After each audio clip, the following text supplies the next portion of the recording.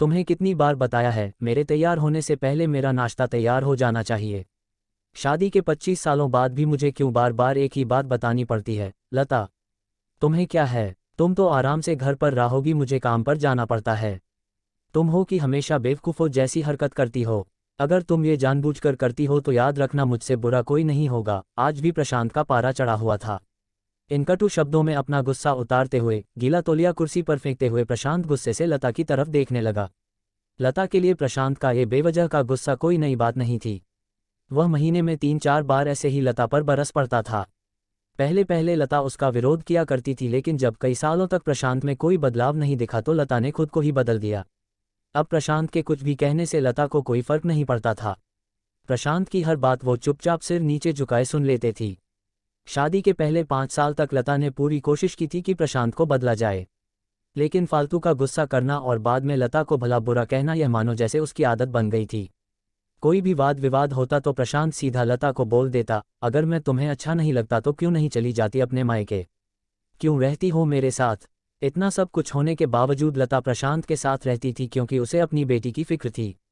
और वह जाती भी तो कहा, अपने बूढ़े हो चुके माँ बाप को इस उम्र में परेशान करना वह नहीं चाहती थी। समाज और लोग क्या कहेंगे, ये भी तो उसे देखना था।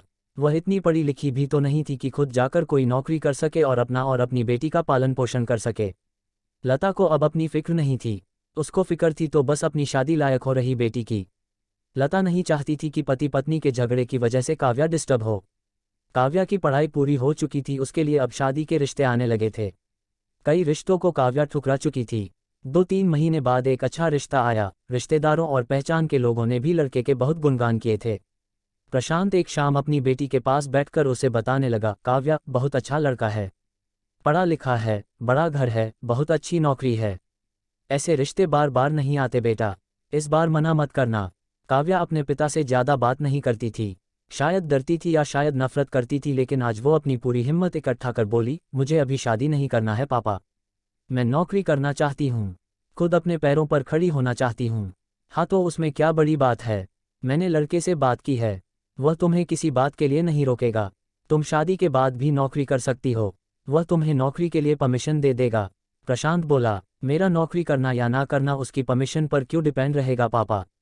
काव्या ने पूछा, मैं कह रहा हूँ ना, तुम्हें किसी भी चीज़ की कमी नहीं होगी वहाँ। ऐसे रिश्ते बार बार नहीं आते, इसे ठुकरा मत, बहुत खुश रहोगी तुम वहाँ। प्रशांत बोला, पापा क्या मैं उतनी ही खुश रहूंगी जितनी मम्मी इस घर में खुश है? काव्या ने तंज कसते हुए कहा, आज तुम्हारी जबान कुछ ज़्यादा नहीं चल रही।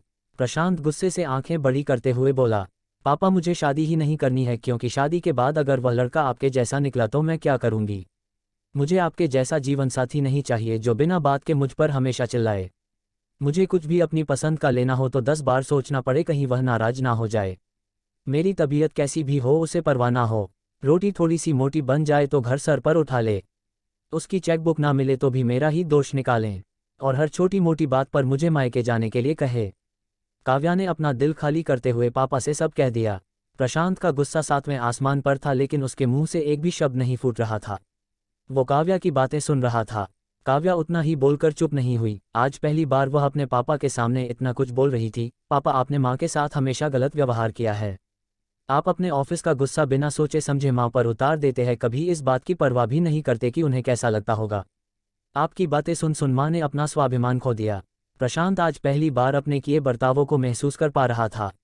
वो इतना ही बोल पाया, जो तुम्हारा मन है वो करो, मैं तो इतना बुरा हूं ना। काव्या ने प्रशांत का हाथ पकड़ा और बोली, पापा मुझे सिर्फ एक सवाल का जवाब दे दो, क्या आप चाहेंगे कि मेरा पति आपके जैसा हो? अगर आपका जवाब हाँ है तो कर दीजिए मेरा रिश्ता आज ही, और ना है तो मुझे आत्मनिर्भर बनने दीजिए। प्रशांत कुछ भी ना बोल पाया और वहां से चुपचाप बाहर चला गया। आज उसे लता के सामने जाने में शर्म आ रही थी। चलते चलते उसकी आंखों से आंसू बह रहे थे। प्रशांत ने आज से अपने आप को बदलने का निश्चय किया।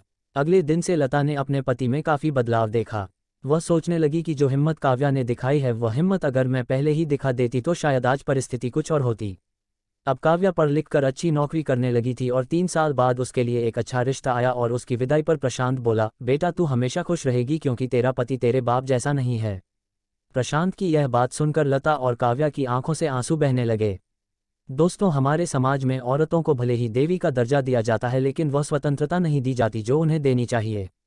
उन्हें बचपन से ही बताया जाता है कि वह पराया धन है। स्कूल से आने में देर हो जाए तो पिटाई मिलती है। मोबाइल पर बातें करते हुए दिख जाए या खिड़की से झांकते हुए दिख